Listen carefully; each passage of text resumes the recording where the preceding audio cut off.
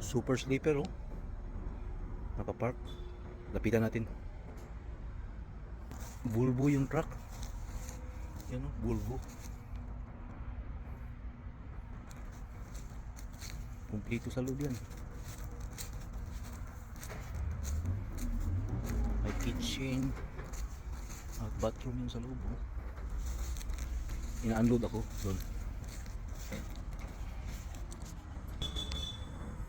Ayun oh. Ina-unload pa ako. Nakita ko lang eh, nag-park. Maganda pagka-park dyan oh. Sa ilalim ng